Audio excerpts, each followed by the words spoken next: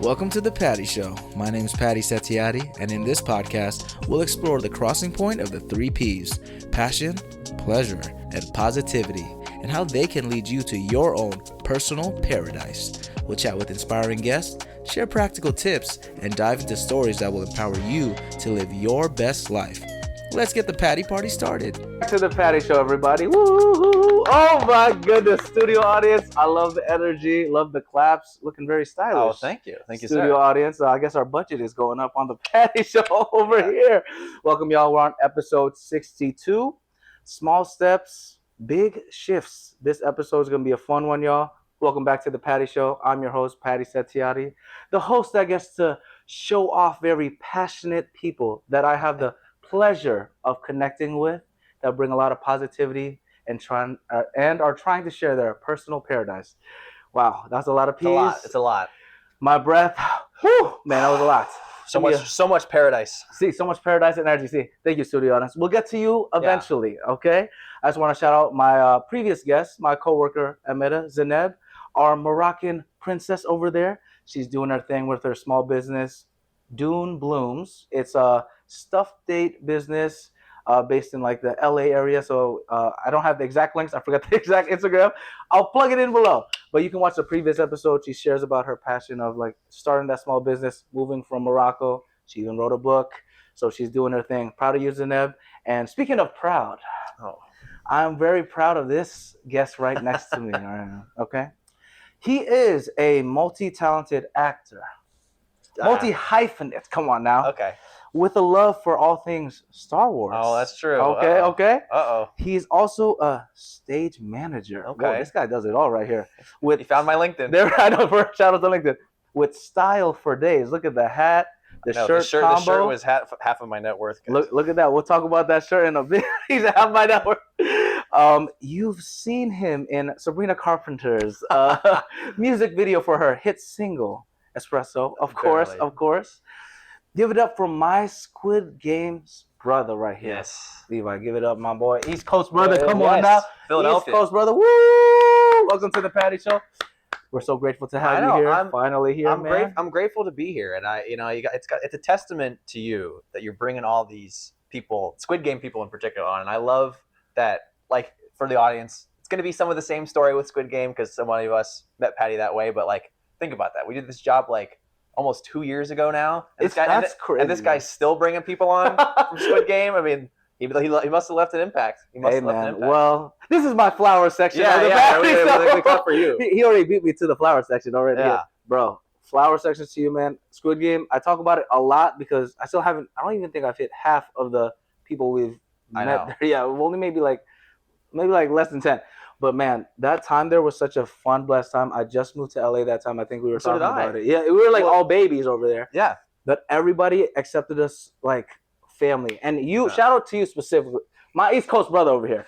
You know, I came late to the Squid Game gang. It's probably true. Like mid-January. I was a day one. He was one of the OGs. So the fact that like the OGs made me feel like I was an OG, like bro, you guys welcomed me in. You welcomed me in. Like I was there the first day. So it's the testament to you, man. The good energy you brought and the laughs and all the craziness. It really is a crazy story that I had only moved in August, and my first job, like real job, was Squid Game, and that was November. So that was like the middle of the writer's strike, and like LA was just like a crazy place, you know, on the picket lines, and we'll get into like the whole timeline of why I was even there to begin with. But just like coming into a city that was so off its balance. Yeah. Like we've never really experienced LA like as the people who are older than us be like, oh, like LA was this way or LA was that way. Yeah. Like, I never really got to experience that. Maybe like a tiny little fraction. Yeah. Because it's so different now too compared to what people say it was. You know, after of course like COVID was one big thing, and then the strike. The last 5 years have just been nuts. It's nuts. But we're blessed to have all these opportunities. We're grateful to have you on the Patty Show, of course. The Patty Show. We're so grateful. What are your socials, by the way, so we can start off? I think it's Levi James Bond. Ah, yes, Levi James Bond. On Instagram, which is in fact my legal name. That's his real name, y'all. If y'all didn't know, at first when I saw that, I was like, okay, James Bond. It's funny. Like my parents had no idea that they say it was obviously on purpose, but like Shout they never were like shout out out to the fam. shout out. We appreciate you. They'll watch this. They'll Yeah, watch, of course, please. Yeah, Shout right out to the now, fam. yeah. Kimberly Bond, Dave Bond, Yes. Axel Bond. We give Yes, we give them the flowers. We give them the flowers. Everything's because of them. Oh, shout out, man. That's beautiful. For real. But they didn't know I was going to be in like show business or like anything like that. That was never like. Obviously, when you're naming a baby, you're not like, this kid's going to be an entertainer. I know, yeah. That's right. But like the whole James Bond thing, like people, it's one of those things where in LA, like a nickname or just like something that can last a little impression, make a little impression, will make all the difference. Bro, so like absolutely. You meet someone the first day, they're like, oh, 007 or oh, James Bond. And they're like, that's not real. And I'm like, boom, real. And they're like, oh, that's dope. And then it's easier to remember. Yeah, absolutely. And then it's all it is. So like to go back to the Squid Game thing, like having that as you're meeting all the people, and we'll probably jump around all over the place, but number one thing is people in life, but like especially in Los Angeles, and all your other guests have said it, but just having that group of people together for that long, like so rarely are jobs that frequent, especially in entertainment, and go that long. Like I was there for 5, almost 6 months. Yeah, that's a long time. Oops, sorry, at the mic. That's a long time to see someone every single day. You know, some of our days towards the beginning before you got there, man, the Christmas time was like 14 hours. Like Hayden, one of your previous guests, very famously was in the building at one point for I think 16 hours. Oh my goodness. Shout out to Hayden, man. That's our boy right there. We were just doing like ridiculous days, barely sleeping, just coming back in and out, just so much time. And to have that level of passionate energy in the time that there was no one working, here we all are together, and you know, new people coming in like you, and even you were there for over half of it, but like constantly rotating in just good energy. It's something that I don't know how I would not be here without it was so beautiful. I love how you mentioned that, like the rotation of like there's different people coming in, but the culture still remained the same, where everyone would be like so open in the like break room, would be like chopping it up, like having a fun time, obviously doing our work, you guys, you know. We were working. You know, we were entertaining. We were entertaining, doing our thing. All the malfunctions. I know. Shout out the malfunctions by the end, man. And you've done most of the roles, probably. Right? I mean, I guess if you want to start there, yeah, like that was a thing where when I moved to LA, I'll rewind. I moved to LA, and I am like, you introduced me as an actor. I don't really identify as an actor, but very technically, I am a performer, entertainer, entertainer, whatever. Multi-hyphenate. I am fortunate enough to be in SAG, and like that's total nonsense. We can tell that story, or whatever. But I moved to LA, strike, obviously can't work. I am on LinkedIn. I knew nothing about LA. I was on LinkedIn and I looked up actor. This is not how you do things. This is not how you look up actor. Right? This is not how you should do things. You know, there's no agent, you know, audition. No. I looked up actor on LinkedIn. If you're in the entertainment industry, you understand how ridiculous that is. But because of the company that was doing Squid Game, which was shout out Superfly. They had never done a live experience before. So they didn't really know what to do. They did Bonnaroo. They did music events. They were an event company. And events, immersives, it sounds similar on paper, but there's in so reality, many logistical stuff that people don't realize. So different. Yes. So they just put up a call on LinkedIn. It just said, actor, submit. And I'm like, well, you know, I'm kind of running out of options. Like, I had just been scammed. There was this whole thing. What? Yeah, I moved to LA. I mean, I was desperate, or not desperate, but I needed a job. I had moved, like going through my savings. It's been a month. Like, I got to get a job. Applying. People, and it's even worse now with AI, but submitted, job, had a whole online interview. They shipped me stuff. Like it was a copywriting job, and I went to school, not for acting or entertainment or anything like that. So I'm a pretty good writer, and I can do that kind of stuff. I was like, oh, like it was one of those things that seemed too good to be true, but I knew people who were doing it. In retrospect, like I'm gonna describe this people like, this guy's a fucking idiot. That's totally a scam. But I was talking to real people. At this point, AI wasn't like that prevalent. Yeah. Real interview, real people. They're like, and I just, long story short, they took some money from me. Oh, man. And the job was not real, and they totally like just evaporated when push came to shove. I was like, hey, like I don't think this is making sense. Like when I started to catch on, it was one of those things where they just ghosted completely. They took the website down because here's the thing, they were impersonating real people. And so I reached out to the real people and we're like, you know, this is like not you. And they're like, oh my God, you're being scammed. I'm like, wait, this isn't you. So they had gone through every level. They had like duped PayPal's support number to the point where they were the scammers on the other end of when I called PayPal. Way, it's bro, literally the craziest thing in my whole life. Like it's so I was just so down in the dumps. Eventually I got most of the money back because like it was this crazy thing, whatever. But I'm on the edge and I'm like, I gotta find something. Yeah. Actor, LinkedIn. Yeah. So the thing on LinkedIn says we just need actors who are 5'11" and above. And I'm like, shout out to our boy right yeah. here. And I'm like, no talent, there's no nothing. And I'm like, okay, sure. Like, and then I get a call from someone in New York, and they're like, yeah, this is for Squid Game. I'm like, Squid Game? Like the show? Like the show, and right, I'll pass through most of it because I'm sure you guys have heard the story before. But basically, these people on the phone, like, we need people to be guards. We just need guards for the experience. And I have some experience in costume and stuff like that, and we can get into that. But anyway, so I was confident. I was like, okay, sure, guard. I can do that. Seems like an easy gig, whatever. Eventually, I get it, and we show up, and I'm not sure how familiar you are with this part of the story, but in these games, you needed a host, you needed all this stuff to take these big groups of people through. They wanted none of that. They wanted it just to be all automated. All the guards, we were just going to be guards. No way, really? Yeah, they wanted we talked with the writer. The whole host thing was thrown in at the last minute. So the host role didn't exist. That's why we were wearing the same like shirts as like as the ref. Oh my god! Because there was like something that they completely made up literally the week before we opened, and we were rehearsing, and they're like, "Wait a second, this whole thing is broken." So I was there as like a guard, like this guy who I'm like, oh, I don't have to act. Pink jumpsuit and everything. Pink jumpsuit. You know, you've seen Squid Game. I'm like, oh great, I don't have to act. I don't have to do anything. I can just stand there in a guard and collect a paycheck. Great. And then they're like, okay, actually, can you do like 90-minute stand-up sets?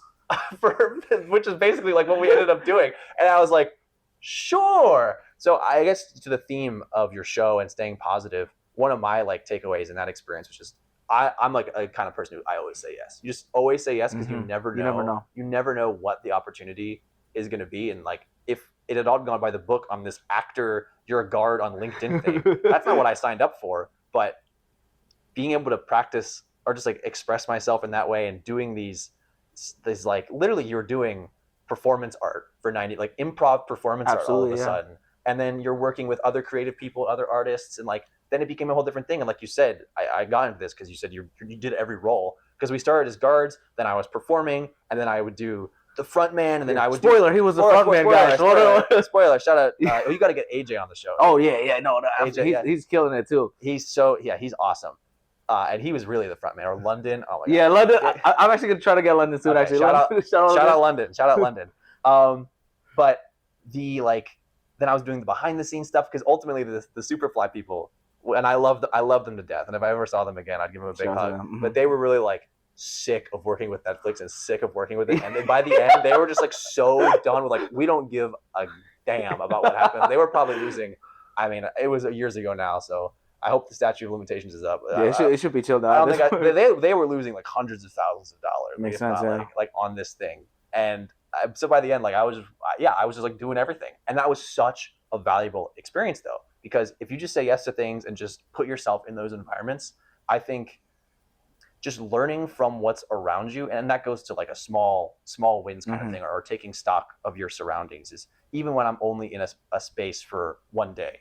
And sometimes that can feel like a failure, or that can feel like a loss. Like, because, sometimes you're on a show, for example, that goes for 6 months. I only got to do one day. Oh, that was so much work. Or, oh, that was so many experiences. But if you're there for that one day, and you pay attention to the professionals around you, the good people around you, and you can learn from that experience and then turn that into something, I think that's, to turn that into momentum, it really is just about paying attention. Because there's something to say about, luck and motivation, and there's so many factors in life, and no one's life, you can't always follow someone else's path. But I genuinely do believe that the world around you is just, the answers are there to some degree.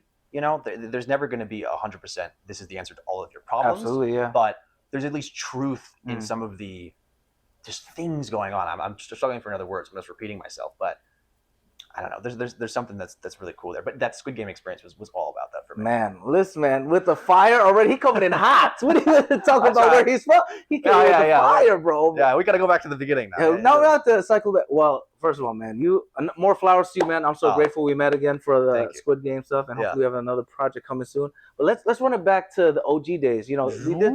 mention the parents right there. Shout out to the parents Shout out there. Shout out. South Philly. That's South Philly. Yes, man. Tell me what life was like. 5-year-old Levi, 6-year-old. 5-year-old Levi. Youngin' days, right there. Specifically, 5-year-old Levi was growing up in a concrete cube, kind of thing, in a sandbox.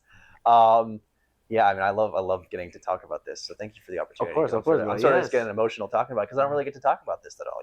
Especially out here, LA, a city of transplants. You often will say like, "Oh, I'm from this place. Oh, I'm from that place," and then you just move on. Yeah, no, absolutely. Because either no one's from here, or you're like, "Oh, I've been here all my life," and it's just a quick turnaround. Yeah, that's it.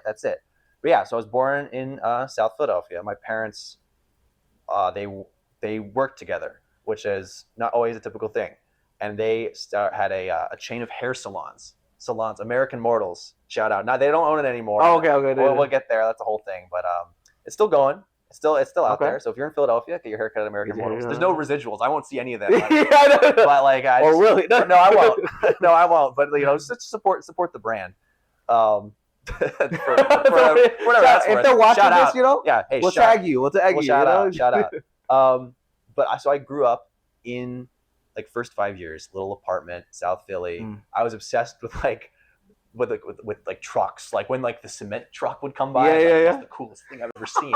I hang out in the sandbox. I loved watching, Scooby Doo and Star Wars, of course. Mm-hmm. My mom in specific, she would just show me these things. I don't think it was like sometimes, at least in the modern day, there's the iPad kids or whatever. Like you give your kid something to distract the kid, and like I wasn't like that. It was like from a genuine passion of like, look at this cool thing. And it's usually like the stuff that your parents liked. You know what I'm saying? Like I used to watch a lot of martial arts movies because my dad, he would be watching all that stuff. And then horror movie, which I hate now. He used to watch like the Chucky's, bro. My brother, Axel, he was all over. Yeah, Friday the 13th, Chucky, God, Nightmare on Elm Street. Any clown stuff, man? Oh, that's all of it. Hell no. I'm out. Yeah, I'm out too. I can't run it. It was always on. He was obsessed with that stuff. But anyway, it was all older stuff. I mean, and my parents were always they've never been technologically inclined. So it was the early 2000s. I was born in 01, but it was still VHSs. It was still CRT TVs. It was never they weren't like, I gotta get the new Blu-ray player. We gotta get the new DVD player. Like they weren't like that. They're like, it works. So I love that. Growing up with like older stuff, and I loved having that experience. But more importantly, for me, growing up in a city like Philadelphia and being in American Mortals, the hair salon, there's constant movement, and the way that a hair salon runs is very funny. Is somewhat similar in the way that the entertainment industry can be sometimes, because it's all about balancing like the egos of your stylists, and these stylists are like the actors, and they're trying to book their own customers and book their own roles in this way, and they're all like such characters, and being exposed to those types of people and they're all creative, they're all have their own like super unique experiences from their own backgrounds. And Philadelphia is also a majority minority city, and being exposed to all different cultures, all different peoples. Like I am so grateful that I grew up on the East Coast with that kind of experience. Like two of my biggest role models as like a kid, like at elementary school. Eventually we moved out of the inner city to like a suburb, but still like 30 minutes because my mom took the train into work every day. Like it was still like right there. But like at my elementary school, like my third and my fifth grade teacher were these two like just strong black women who were both drill sergeants in the military. Like literally. Wow. She was in the Navy, and then she worked for Coke. Exactly. Shout out on the Chappelle. Yes. And she was like, I would not be the person I am today without that. And I'm so glad I had that in my life. And like I just trying to understand different people, and when I meet them out here, like, oh, like you are the way you are because you didn't have some of these experiences, or I don't know, especially there's no politics here, but especially in like today's age when stuff is so like intense all the time, like some of it is just not even like a malicious thing, but you weren't exposed to the right, like good people. And that goes to now, like just taking in the goodness or observing some of these things around you, or there's just, it was everyone. I could do anything. Like I had, I think once again, the statute of limitations up on this. I had the crush on this cutest Korean girl. Tiffany, 안녕하세요, come on. 안녕하세요. Shout out. I tell you, man. In fifth grade, and like getting to go to her house, and then like going over with all my Indian friends to celebrate like Diwali. This is my brother. I told you, like that stuff is like awesome. And as a kid, you're just soaking in all this cultural information, and you're still way more innocent and more open to it. Because you're like, nowadays people are like, what is that? And it's like, it's just, I was like, I don't know, this is awesome. Yeah, you're like, I get free stuff, good Yeah, food, free stuff, good we food, get to good, dance, like good what people, else? like, Yeah. and just experiencing those cultures. But to take it back to your question, like my parents instilling in me, like just go do these things. And they never like held me back, or there was no any rules. Like they're pretty atypical parents in that way. So I don't know. Yeah, Philadelphia, then Pennsylvania, in the Philadelphia area. Like I think it just gave me a really good sense of the world, for whatever that's worth. Well, this explains why it was so easy for us to connect, man. Because like I kind of had the similar like upbringing. I was born in Norwalk, Connecticut, predominantly like white neighborhood. Yeah. You know, only Asian kid over there. Then I moved to Bridgeport, Connecticut, where it was like more diverse, a lot more Hispanics, blacks. So always feeling like the outsider. But it always reminded me that like even though I'm different, there's still stuff that brings us together. Obviously, we like to smile. Everyone likes to eat. We need to use the bathroom. You know, everybody poops. Yeah, literally. Shout out to poop. You know? Shout out. You know, so it's like that's the beauty of life, and I feel like you mentioned earlier, a lot of the times people just they learn about that through experience, and not a lot of people get to experience like different cultures. Unfortunately, they usually stay in their bubble. Yeah. And they don't experience, the Korean culture. Shout out to you if you. Shout out Tiffany if you're watching. If you're watching, but if Levi's girlfriend watches, don't watch this part. Don't watch this part. But are you dating a? I am. Oh no, sorry. So say finish the question. Oh, are you dating an Asian girl? It's funny. No, but she always gets. People always think that she's Asian. This is why I was asking, because I saw a picture. I was like, is she Asian? I hope she watches this because she's gonna get a kick out of that. I really thought. I was like, wait a minute. People always think that she's Wasian, as it's known, but no, she's Dominican. Oh, yeah. Que lo que más, amigo? Hey, I knew this guy's a culture man. Bro, I love the Caribbean, bro. I used to date a Puerto Rican. Shout out to you, ex-girlfriend. But Spanish people, like the culture, man, the food, the plantain. Yeah. I love the plantains, man. Man, how did y'all meet, by the way? That's college. Skipping ahead. So before I get there, Philadelphia, family, all that. 2008 financial crisis. Everyone remembers that. Great times. Bad. I'm truncating the story, and my parents might call me and be like, "That's not what happened." But from my point of view, right, of course. Financial crisis, things start going downhill. They're both such artistic, passionate people. That's where I get it. It also comes from family. That's where I get it from.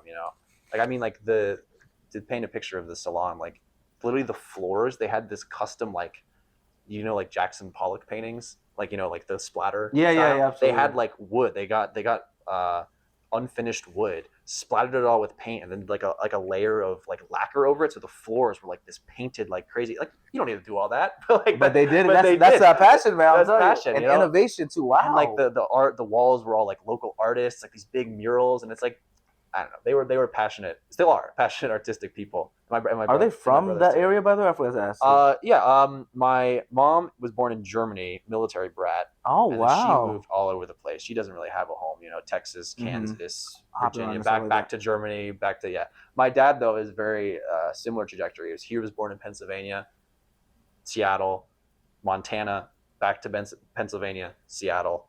It's just he's been hopping around. Wow, he's been hopping around. Wow. Yeah, and he was in a band in the 90s. Oh shout out Gnome. There's one album out there. How do you spell that? Gnome. Oh, like gnome. Like a gnome. Like a gnome. They got one album. It's pretty good. Oh, I gotta check it out. And it's anyway. Very creative people, but salon didn't go the way I think they were wanting to, or raising the kids, or whatever it was. It just wasn't working. And they wanted to move across the country to Seattle to be with. All of my dad's family was there, gotcha. All in one place, like all of his siblings. We don't need to go into this tangent, but he has like 11 siblings. Oh man, 4 main ones, 2 halves, 6 steps, something like that. Wow. So it's like 11 or 12. Big family, but big family, yeah. But all of his 4 full siblings were all like literally in like the same place. So I was like, it makes sense to just like, of course, yeah, for extra support, go be there. So sold the business, moved west, and I lived on an island. Bainbridge Island. I know you were an island boy. That's my boy, right? Island boy. It's in this Seattle, or the Seattle Sound is known. So if you're a football fan, like the Sounders. Is that inspired? Yeah, the Sound. What? Yeah. Bro, there you go. Wow. You learned something new. Fun fact. And if you look up Bainbridge Island, you're gonna be like, "Damn, he's posh, he's rich." But like, no, don't worry. Don't worry. It wasn't like that. We were in a little cube at first. We lived in this place called Hidden Cove. It was literally like the size of this room. little place on the beach is like crazy. And then we lived anyway in the woods, middle of the woods. There's a whole thing. But traditionally, this place is like old, rich, white people, like who are like, there's like no kids. There's only like 20,000 people on this island. Oh my goodness! But there is a high school, because the way that, also here's a fun fact for you guys. The way that public schools work, it's all about property taxes. And so if you're in whatever, we don't need to go there. The school was really nice. So I was not particularly like super well off, but I got afforded a very good public education. I never went to private school or anything like that. But like the public school I went to, I was so fortunate to just be in the right area. to leap back a second. Also the thing, we moved across the country. In Pennsylvania, where I was, it was K through 6. People go, okay, maybe the elementary school. But then it was 7, 8, 9, 10, 11, 12. It's kind of weird. Usually high school is 4 years, but high school, middle school was 3, high school was 3. Yeah, kind of weird. But so I was in 8th grade when I moved. And so like I'm getting all my friends. I'm just sort of coming into my own. I was in the orchestra. I played the bass, man. I was all about it. I was beat. That's why. Shout out Mr. Pimentel.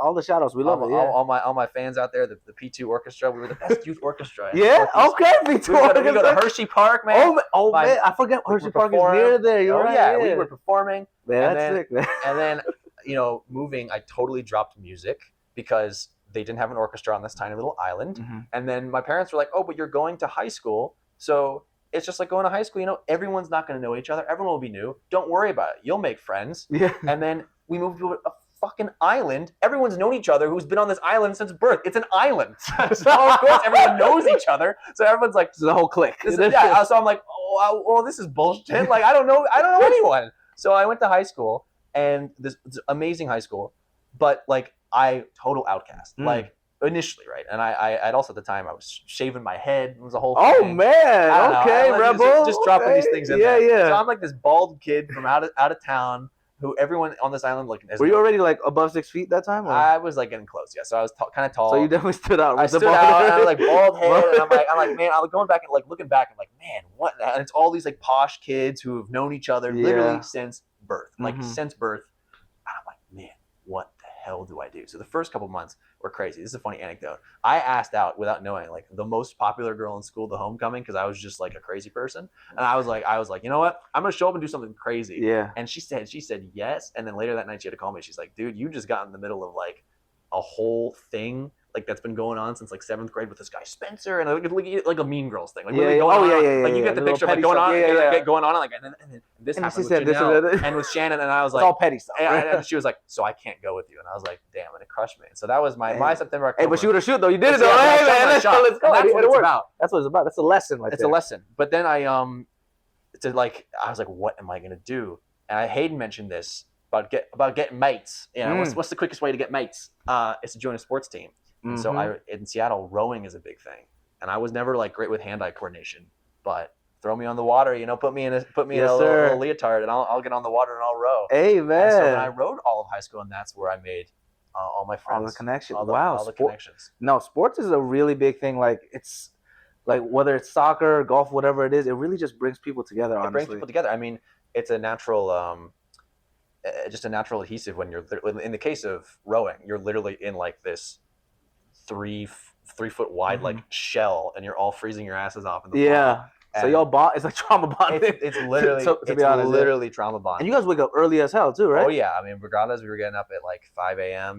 We're getting out in the water. It's like 30 degrees. Oh my goodness, in the wrong time.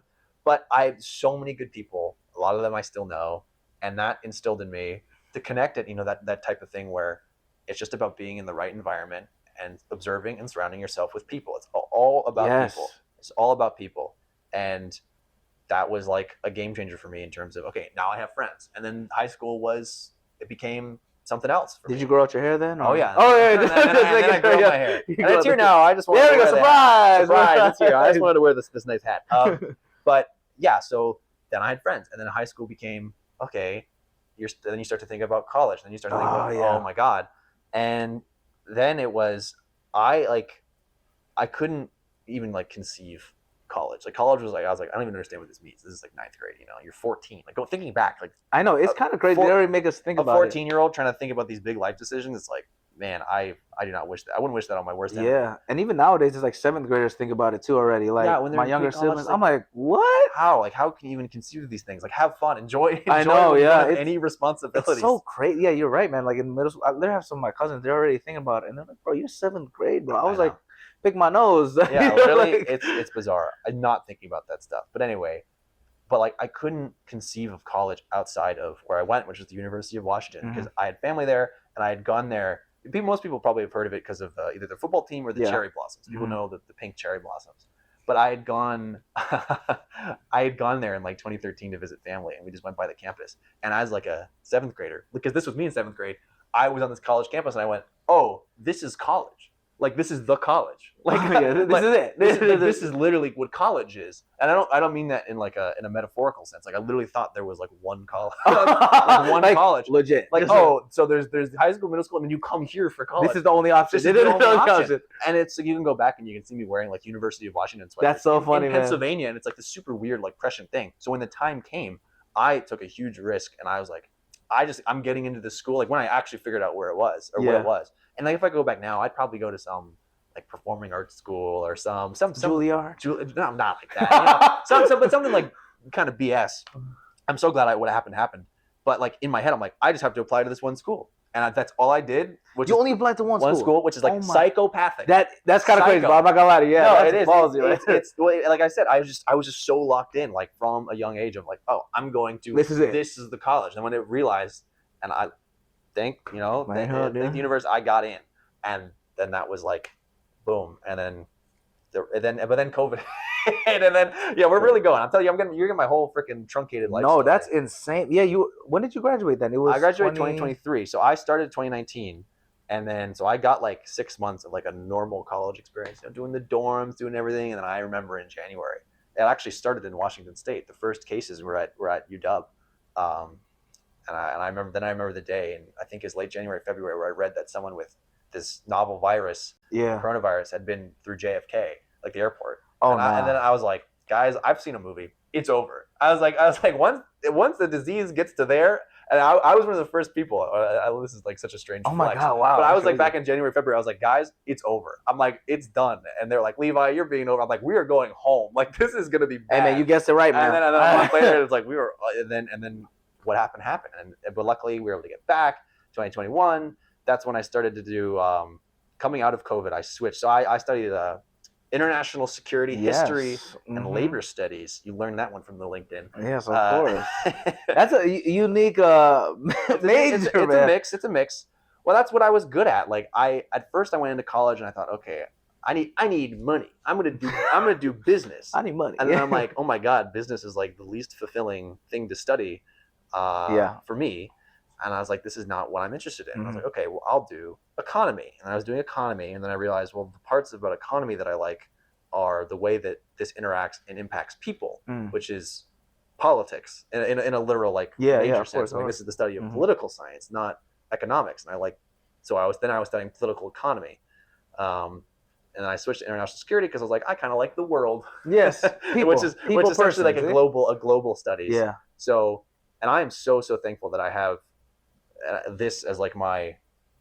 I was always good at it, but like what I studied in school, because it's not what I'm actively doing now, like in terms of my career. But I love that I can like enter my own mind and just be like, okay, I have this information to like fall back on about understanding the world around me. Which I think you can channel honestly a lot of the stuff you learn from college. I'm sure you agree, because I had a communication degree, started off as theater, and I did like Asian studies, not just because I'm Asian, but because it was like easy to overlap, because the language and everything.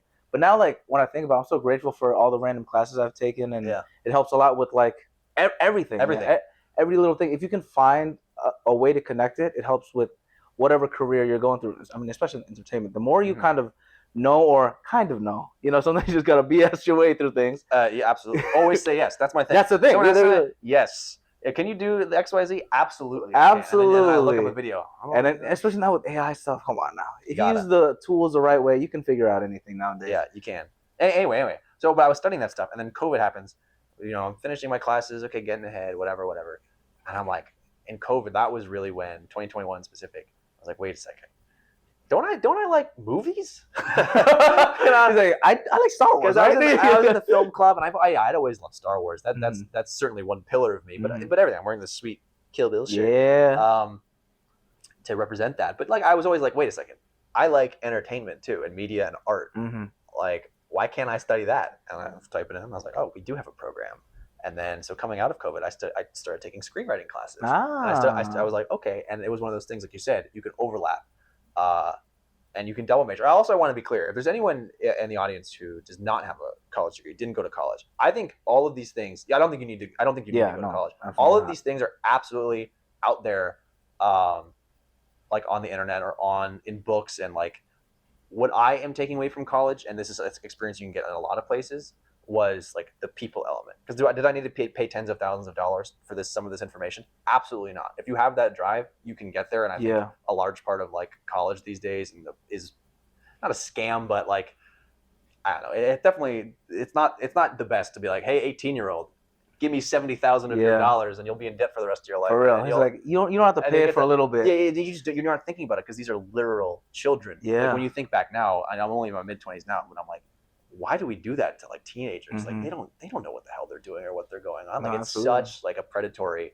thing. So if this conversation isn't resonating with you, because like the college aspect, I totally get it. But like, it's just the people element. That's what I'm thinking about, surrounding yourself with people. Yeah, the beauty of college. Like, I also was a little bit peer pressured because I'm the oldest of like 6 kids. First gen. Like, we should try to make out the hood. So my parents were like, hey, y'all, college education is number one. Yeah, my parents didn't go out there. So it's like I get the whole appeal behind it, but it really isn't for everyone. I'm grateful for like my personal journey. I'm sure with your personal journey, like we went because like we met a lot of great people, learned more stuff and everything. But if you don't have the funds, that's another big thing, because college is getting more ridiculously expensive. It's ridiculous, bro. It almost like 6 figures for I'm like a year. That's insane. And they give you a piece of paper that says, well, you know this stuff now. And in the entertainment industry, to get there, I have never been asked about my college degree ever once. But how could you know that? Like I said, as a teenager, like trying to figure that stuff out, like you shouldn't be asked to think about these things.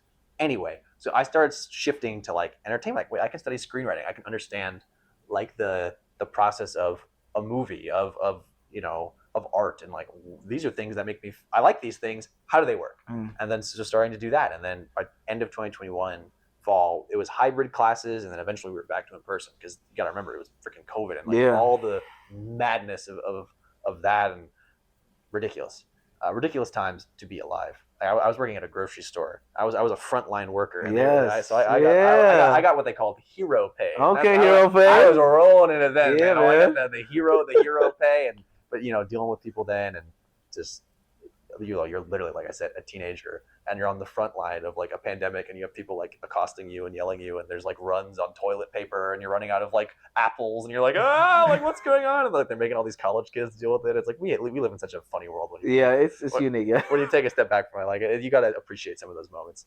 So I'm studying film now, and then.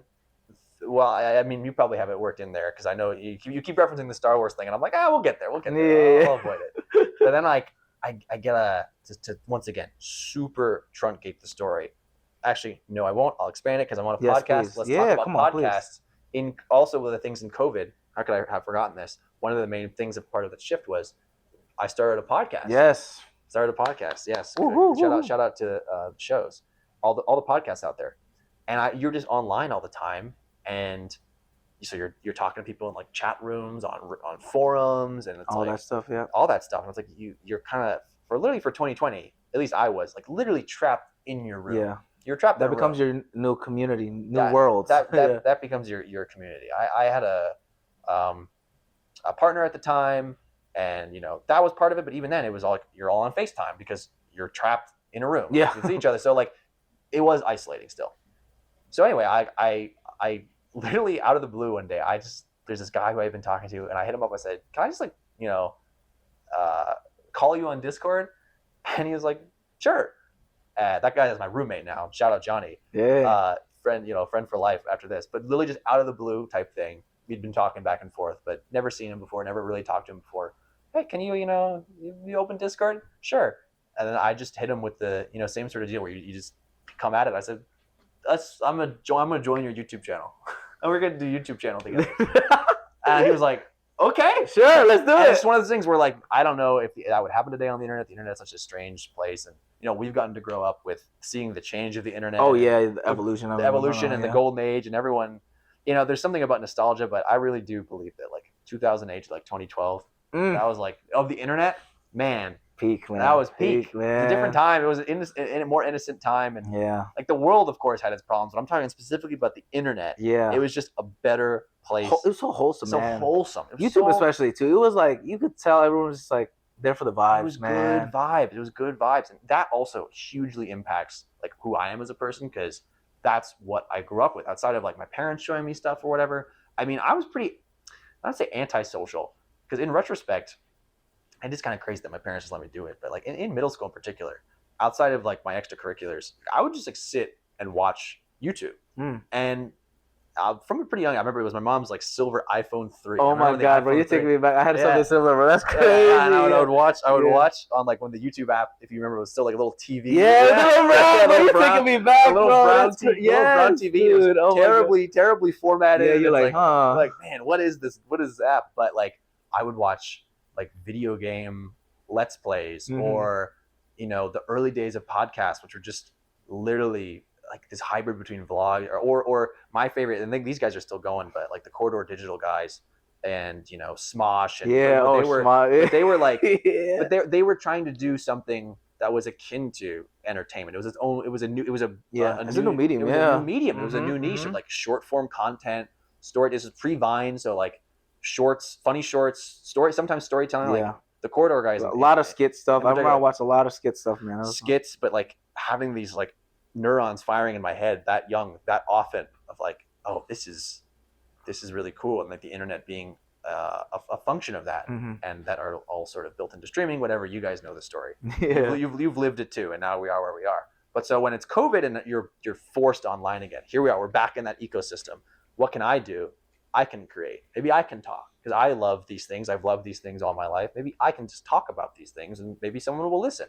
So starting that. So now I have a podcast. Now I'm studying film. So now it feels like, okay, maybe this is like more the trajectory. That's what you want to do. Yeah. Trajectory of my life. And that, I think 2021 is where, like, that's where the seeds of where I fully am now are there from. Like, that was the big pivot because of COVID, because of school, because of just the environment, the internet. There I am. Okay, so now there's that. And then in 2022, I get this call. Essentially, once again, now I'm truncating the story, because it's all people who you meet online. I went to conventions. Shout out Star Wars Celebration, which will be in LA.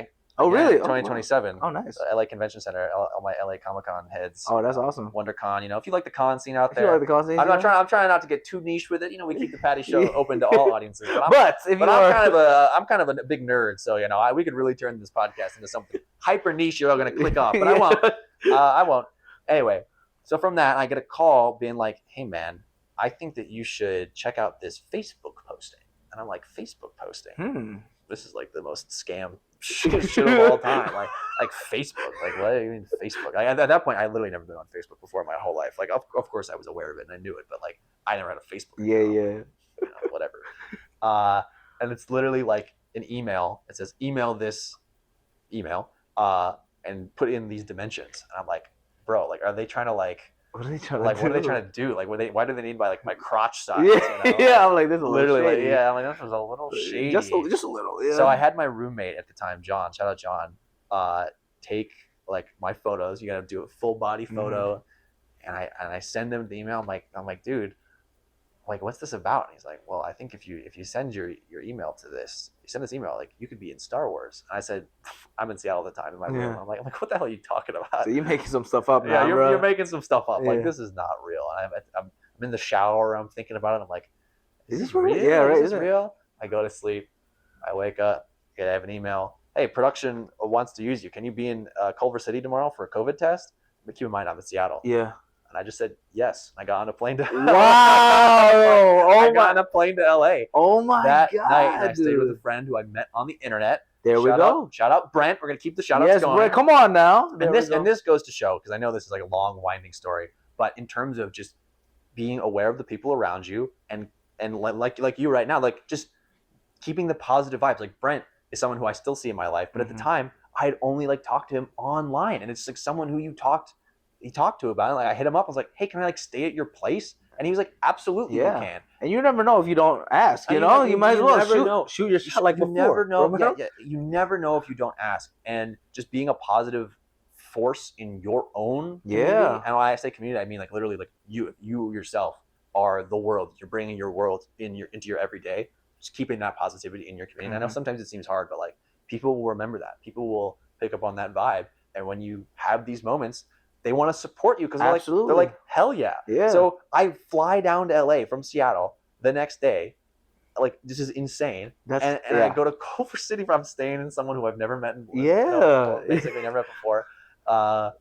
Like, it's just so bizarre. And I get there, I take the COVID test, and I go to this like nondescript warehouse in Manhattan Beach.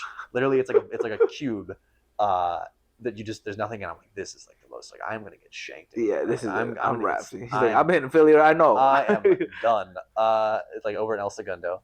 And I go and I walk in, and it's these two wonderful people, Frederick and Gio, shout out, who I still see. I saw Frederick just last week. Oh, wow, that's awesome, man. And they're like, hi, and they're taking my measurements. Like, we saw that you said this. Like, let's do a remeasure. To this day, they said I was 6 foot. That's BS. I think that's wrong. I'm not 6 foot. Whatever. Bro, at least 6'3", bro. Allegedly. Come on now. Anyway, so I still hold people with that. They were like, they pull up the table, like, yeah, you're like 5'11", 6 foot. I'm like, what? I'm like, all right, whatever you say. I'm not gonna push back. And then they pull out this big box, like a big like one of those like black, like you see it for like gardening tools, like it's someone's shed. Like it's like it's like a big nondescript box. They open the box, and inside is just like some stormtrooper armor. They're like, all right, put it on. No way, dude. They're like, put it on, and I'm like, I know. Yeah, 5-year-old Levi, like, what the heck? All versions of Levi, bro. It's like, and then from that moment on is when like my life like just fully changed, and I got to be in Star Wars as a stormtrooper. And I was there in LA for over a month, like working on. I'm wearing the hat today. There we go. There we go. Brand X stunts. Shout out. Woo! Wow. And like, being all of a sudden, I was in school and I was studying film, whatever, studying this, that. But here I am on this like tens of millions of dollars like movie set. This is my first experience in the entertainment industry, like officially, like period. And I'm like, oh my God. And you're a legit fan of this franchise. I'm like, wait a second. I can get paid to be a stormtrooper? Now, knowing now what I know now, it's not how it works at all. Like these things are not like, effectively it was what's known as like a background job. It just happens to be like in this way, and it's specialty, and there's all these different caveats, and I had no idea how the way that like the union rules worked, or any of it, or like how sustainable it was. The answer is not very, as you know. Yes. It's a constant grind and jumping from thing to thing. But in the moment, I'm like, oh my God, I can move to LA and do this every day, and then like I just wasn't thinking about it. But unbeknownst to me, I was racking up what's called like a voucher because they were below their count, and this is super super niche, and we'll get into where I am now and why I know this. But on a film production, TV, movies, it's different. You have to have a certain amount of union background people before you get to non-union, which I was not union. I never even heard of the union at that point. Shout out to the union. Shout out to the union, Screen Actors Guild. But like I just happened to fit this armor, and it was too much of a hassle to replace me, and they were below their count because this was such a specialty thing. So every single day I was being paid and getting like points essentially to simplify it for the union, which is something that is so difficult to do, so hard to do, that doesn't happen very often. And I had literally no idea it was happening. And I was like, what does this even mean? Yeah. So like I get a letter in the mail. They're like, yeah, you're like eligible for the union now. I'm like what? Like I don't even know what is that? And so when I figured it out, I was like, oh my God, I have to move to LA right now. So I fly back to Seattle. I had taken the semester off to do this, which was like a whole big thing. I'm like, wow, that's insane. Like I'm dropping the double major. Yeah. I'm not going to get a degree in film because no one's ever going to ask me. Like after being on a set for like a month, I was like, I've learned more in this 1 month than I ever have in my entire life about film production. Yep. And I was like, okay, I got to move. But then I'm in the union. I got to move, and I'm just getting frantic. I got to graduate. I got to get down there. But then I move, and now we're coming full circle. It was the strike. It was 2023. So it was like this. Yeah, and that led me to Squid Game, which led me to Yeah. So there's so many gaps in that story, and you can ask so many great questions. But I think just on that path, the number one thing to reiterate, just taking stock of your surroundings and observing and being in that environment, and when you're there, because you think, in the case of something like Star Wars, that was a dream come true, right? So of course I was freaking out, all that stuff, whatever. But being able just to observe some of those people, like watch and see, okay, this is how XYZ person thinks. This is how a camera person thinks. This is how a costumer thinks. And just trying to be empathetic to people's points of view, because a film set is just like any other job. It's actually pretty fascinating. It's all these different departments. They're literally all on different radio channels. They're not talking to each other. Yeah. There's a whole department designed, the AD department, to make them communicate with each other. Everyone's angry. Everyone's frantic. Everyone's rushed because they have a boss and a boss and a boss who's telling them. So just being like empathetic in those moments, like that's what people liked me, because they're like, oh my God, you're not like an asshole. Cool, I'll keep talking to you. Yeah. And it's like, you don't know when just literally not being an asshole is going to make someone's day, and that gives you an opportunity. It's literally sometimes it's as simple as that. Now, I personally have been incredibly fortunate, incredibly lucky, but as a general rule of thumb, I do think sometimes it is that simple of just being a nice person. And it sounds so like cookie cutter. It sounds cliche. Whatever. Put it on a pillow, but I swear to God, especially in these environments, especially if you're working in the entertainment industry, everyone is just so stressed. So even trying to schedule this, but because it's just positive vibes, or people like us put on positive vibes. And at Squid Game, it was literally all positivity between the staff, which is why it was so much fun. Yeah. There was no negativity at all. There was no drama really. Yeah. Well, there was some drama, but those people were everyone was like, what's going on? We know how to deal with it. We know how to deal with it. But in so many sets, it's the opposite environment where everyone's stressed. It's all drama. So just being that person of yeah, man, you're gonna be okay. Yeah. It's all good. Huge world of difference. I feel like we just need those reminders, especially in today's world right now. We don't want to get too political, but all about. There's just too much negativity in the world, man. You see the news, and it's always a crazy headline here, crazy headline there, all that craziness.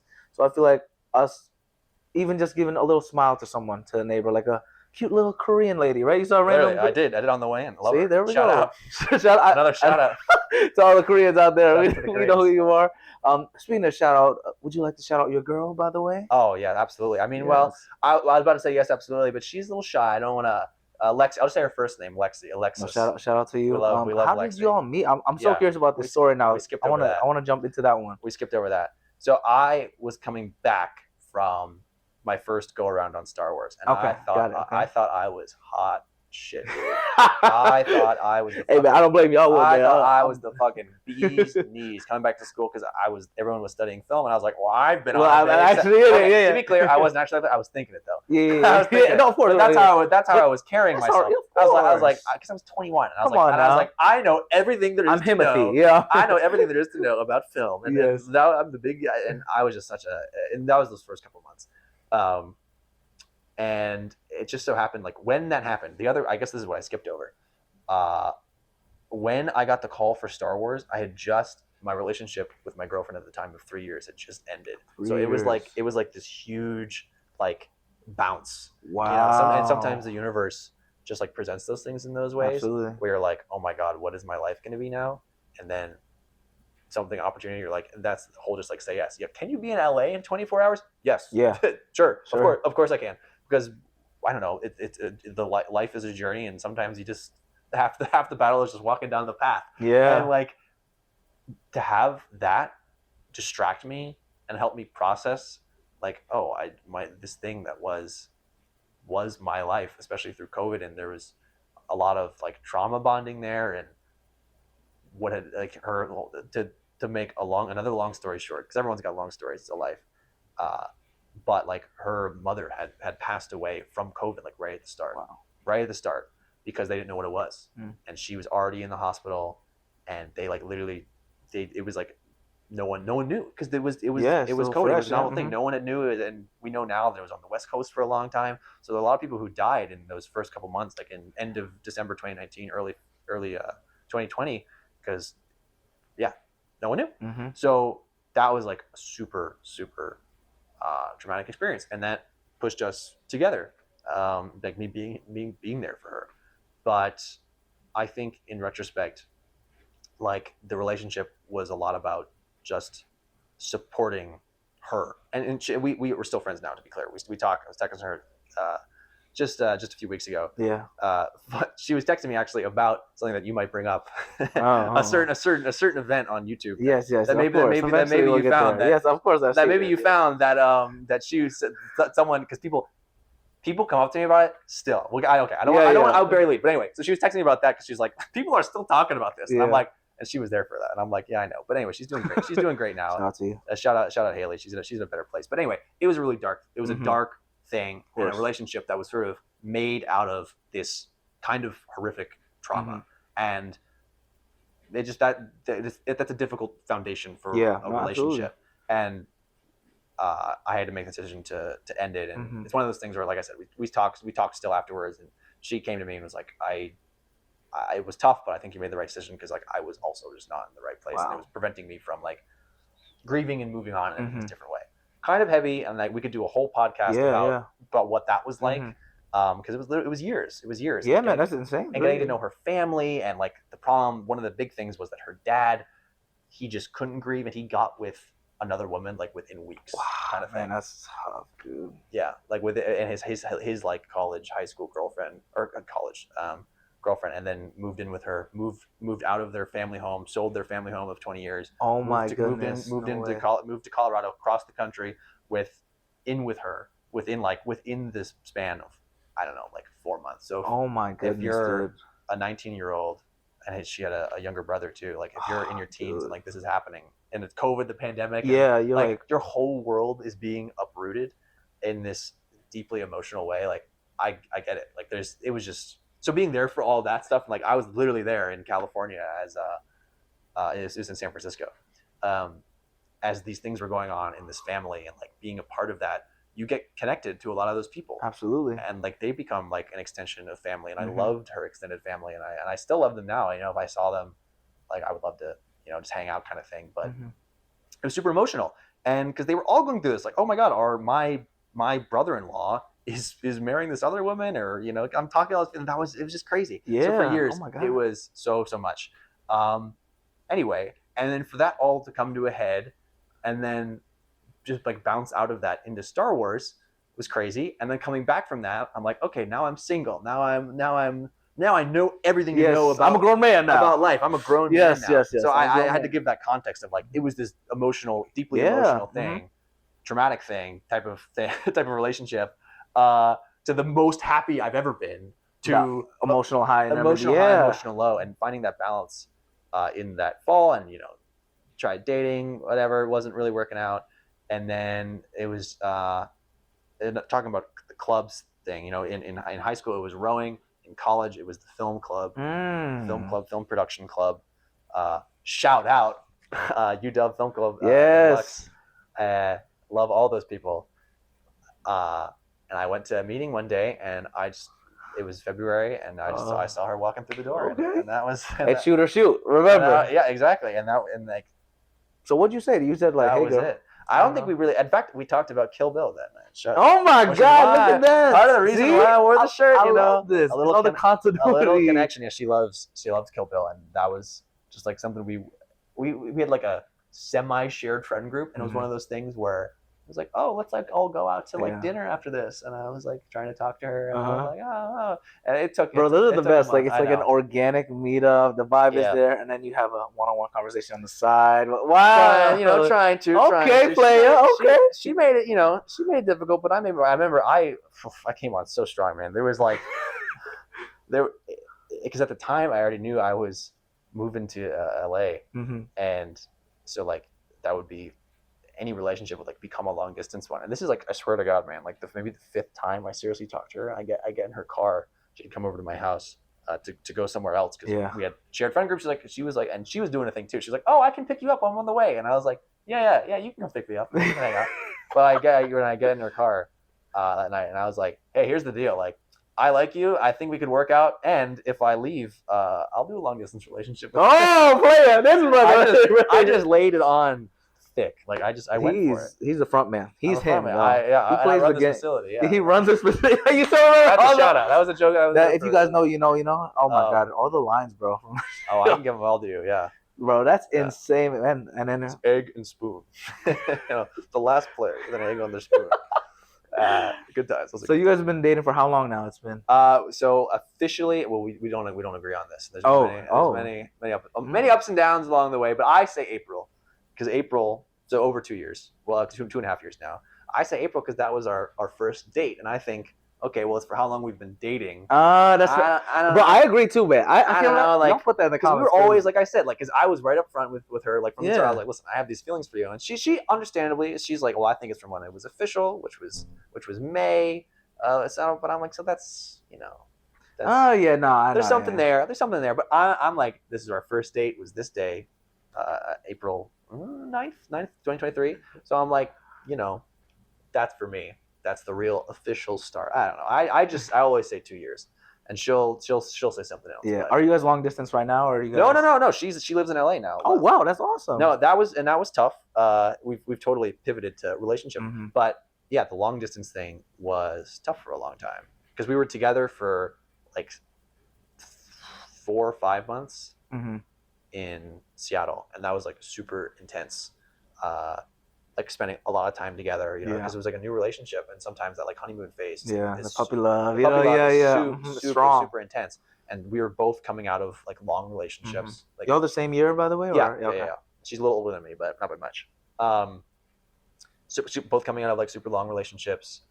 Of course, she has her own trauma, own past. Yeah. Just like I have my own trauma, own past, Mhm. own stories, and like you have to. We went very, very quick. So it's like then retroactively unpacking like, okay, this is some shit I'm going through. Mhm. Like, okay, getting there, and then being like, all right, now I gotta go. It's like, whew, Yeah, man, that's a big quick turnaround. that's right tough. It's tough, and like I'll see you in 12 months. We would see each other about every month and a half. She would fly here, I would fly there. So Did she ever play any of the Squid Games? She never games? did. No, okay. She never did. I kept her updated on all that. Don't worry. Ah, okay, No, good. Yeah. All the tea. all the tea, Yeah. There was almost a point where I got like a big group of my friends to come down. But it never worked out because I was like, I want them to play Squid Game. I want them to come to the Squid Game so bad because that was just like, oh man, I know it was so funny. That's one of those things too where it's a long distance relationship. I would always make the joke. We were like, oh, I wonder what he's doing, and like meanwhile, I'm like dressed as the front man, Yeah. drinking like a frappuccino. For real, yeah. Playing with egg and spoon, just balancing. playing egg and with the egg and spoon. spoon over. It's like I'm here for 14 hours. Yeah. Like, hallucinating and everything. I'm laying down in my costume in the hallway. I don't know if you probably see. Oh me. yeah, Like, yeah. Or like, in the last room, bro, with the beds. yeah, the beds. I would take a nap in the beds. Like I'm out, man. Like I think I would call her in there sometimes. That's fun. Oh yeah, yeah. I would talk to her. I'd be like, here I am. And he's like, hey, look, we got nothing. Yeah, if it's a chill day, bro, there's like, and you Sometimes. can always tell when like a group is coming. So it's Yeah. like the craziest days though. I forgot who I was talking to, which episode with, but the back-to-back ones, bro. Those were the Don't even get me started. Queue up. Oh my god! Oh my god! Hey, Q Up's we got like 20 in the queue. Okay, sure. All right, Hayden, can you take that one? Oh, hey, Q Up here. There's actually another 40 people standing in the airlock. We just sent a group. Yeah, someone's got to get in there right now. And then you would just run in. Every time. God. Like, how did that happen? Feel like the next person behind you is like, all right, we're going to have to hurry up with this marbles. Yeah, hurry up with these marbles. Hey, that's it. Marbles. Collect them out. All right. It's like, who won? You did. Good. My favorite, I wish I could stand up and show the audience. My favorite is I would really speed things up with red light, green light, where I would yell green light. Oh my god! Get people out. So we gotta speed this up. Yeah. See, some people would get it. Happened a few times. They get pissed at me, but like most people would have fun, and I would mess with. I got in trouble a couple times, like from management, like you can't do that, but everyone would always have fun. Yeah. Because I'm like, if there's a group behind me and in the sorting room or whatever, I'd be like, we gotta get people out. No, like, for real. Green light, like, especially because I'm sure you've had the red light, green light where it took forever because that one person ended up, and they still win. Or army crawling on the ground. Dude, it was like 10 minutes. How long was the timer? It was like 5, but it's gone. But that's the longest 5 minutes. 5 minutes of my life. Of your life, y'all. I think they have it in Australia now too, right? Or New York, I think. New York. I might be on Australia. I think I saw something on the group chat, right? Someone put on the group, yeah. It wasn't. Oh, shout out to our boy Patrick. We miss you, brother. Our brother abroad. We'll find you eventually. He'll be here. Yes. Or maybe we have to visit him. Okay. We can bring the camera around to wherever. You do the Blondies Australia show, and then you get Patrick. Yeah, exactly. There we go. He comes to the show. It's all a multiverse of content and entertainment. The Squid Game. The Squid Game. The Squid Game universe. Oh man, we got some good ideas right here, man. Squid Game universe. Speaking of Yeah. universe, I want to backtrack back, to the shift Star back. Wars stuff.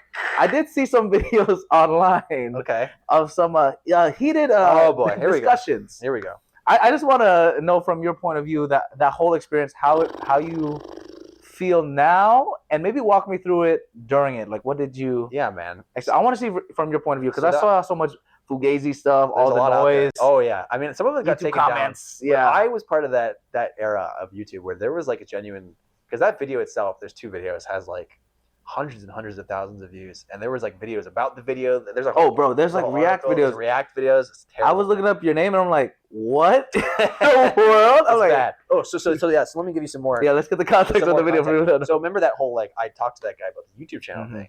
So that was like literally a month before. So we had started the YouTube channel. Oh my god! I started like really doing the YouTube channel in earnest together, and then within like a month, I had like blown up the internet, like Star Wars, the Star Wars side of the internet. Yeah, like this huge controversy because at the time this is in the weeds, guys. I was the chat moderator of another live stream, and they were like relatively popular. They had like 30,000 subscribers. But some of their views would really pop off sometimes, and so like I was in that community, and then I was in this different like more positive community. Like this, I'm a nerd. We were reading books. I know it was this book community. Shout out to the book. And it was someone through that. And our goal was always to talk to this guy. This guy is Star Wars Theory. He's still out there. Yeah. He's still got his channel. I'm not going to shout him out. I'm kidding. He doesn't need a shout out. He's got a lot. He's got a lot. He can shout us out. He can shout out. Yeah, exactly. But like, it was their goal to like get on his show, and at the time, it was just like so many different things. Yeah. Were coming together.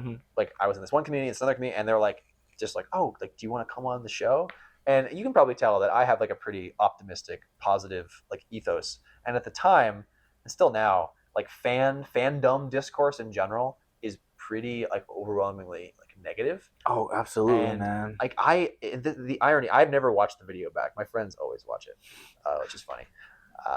But to my memory, I wasn't even trying to like instigate anything. I was just trying to say that, oh yeah, we can all be on here, all have different views, like keep moving on, and like that's that thing that's really beautiful. Because I was like a big fan of his. I didn't go on there. I didn't like common misconception.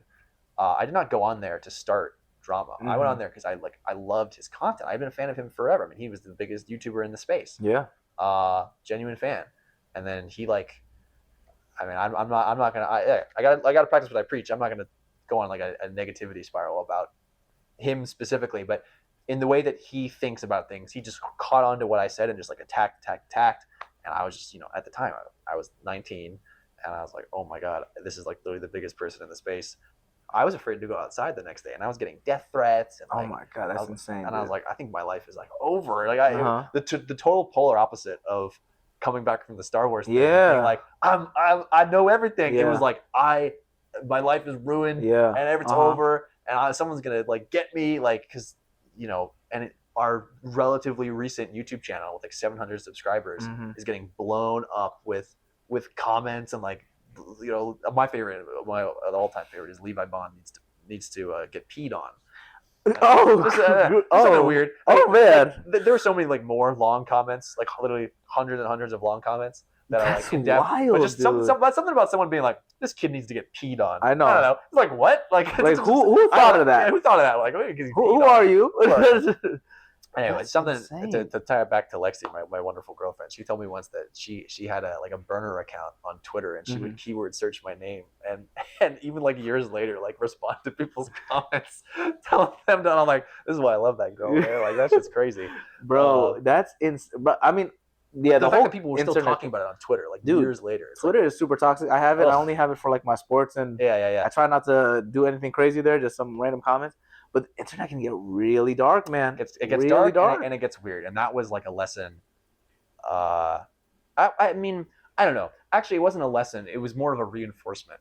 After a while, coming to terms with like, no, like I think that maybe I would have handled the situation differently, but like I genuinely believe that stuff about positivity, about coming together and probably able to talk to one another, because that's ultimately what it was about. Yeah. I mean, when I'm talking about this sounds like we're talking about like civil rights or something, but it's literally talking about Star Wars, which is so stupid. Like in like the grand context, but in the context of society and us, it's movies and TV. Yeah. So we should be able to like talk about that stuff I think it's definitely representative of something broader Mm-hmm. that we weren't able to people aren't able to even talk about. That is kind of It's kind of crazy. and the Yeah. internet is definitely a part about that. So no, I still believe in that level of positivity, but it was definitely a crazy moment. Like I said, being afraid to go outside in those days Nah, after, bro, I can't imagine, man. because I was like, oh my god, is someone gonna get me?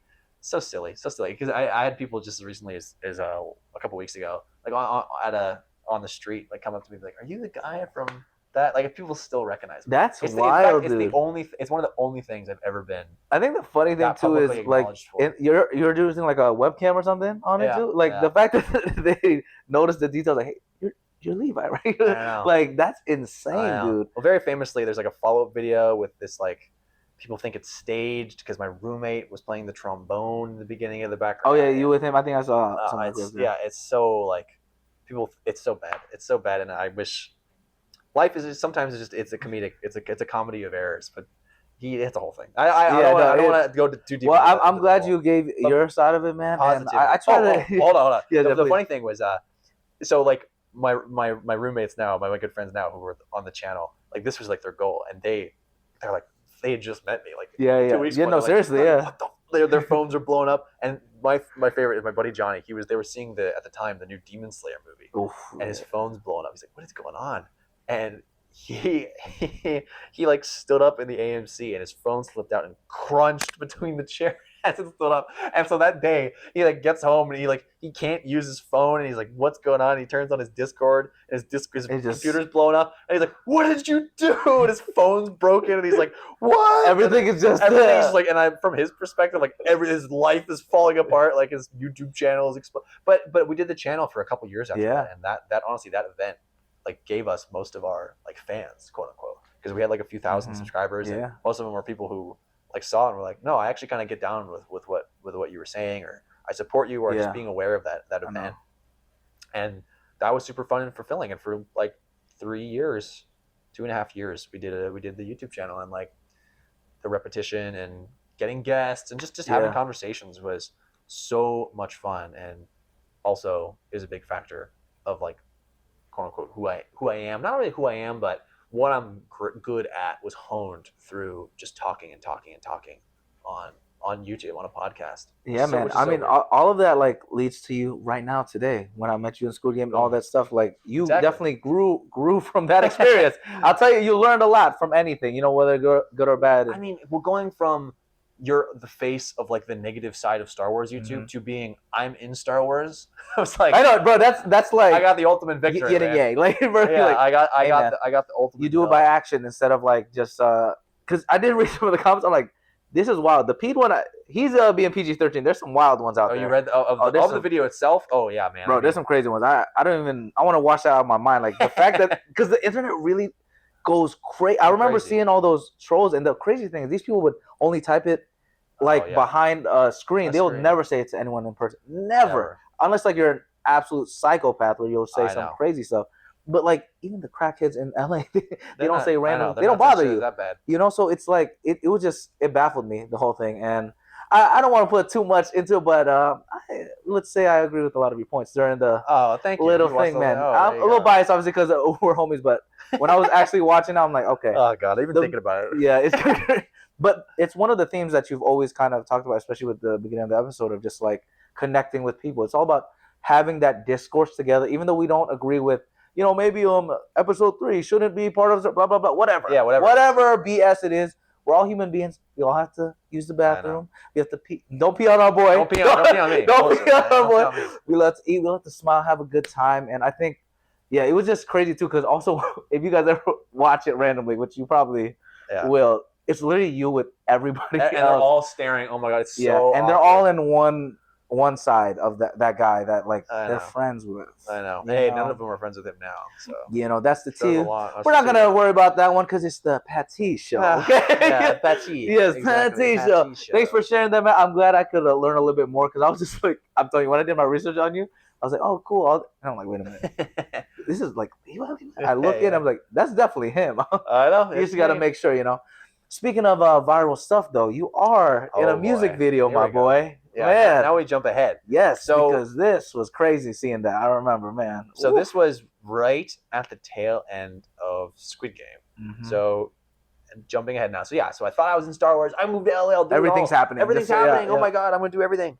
But then, oh my God, the whole town is shut down because of the strikes. Squid Game for 6 months. Great. All these lovely people. Okay, now Squid Game's over, which is crazy. Like, that was my life for 6 months. It was sad, man, because it ended earlier a little bit, I think, a couple weeks. Like a couple weeks, yeah. But it was still a long run. And like, okay, now what the heck am I going to do with my freaking life? Like, this was literally everything.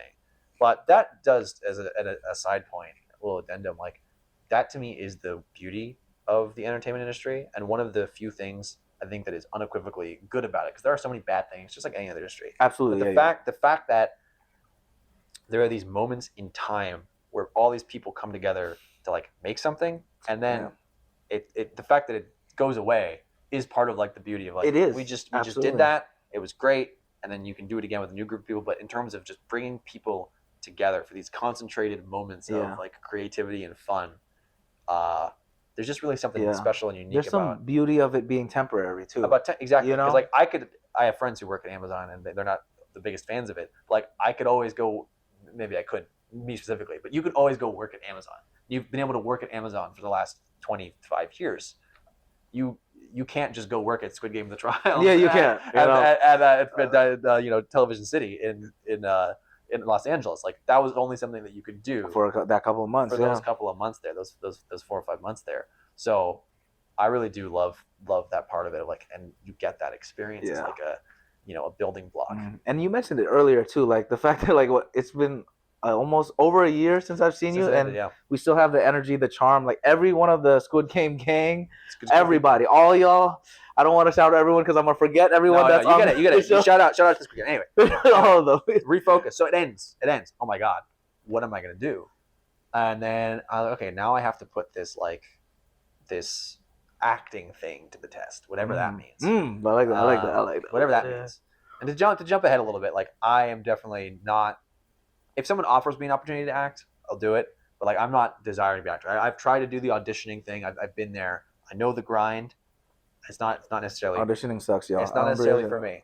Yeah. But what I had done technically was like I can do background, atmosphere.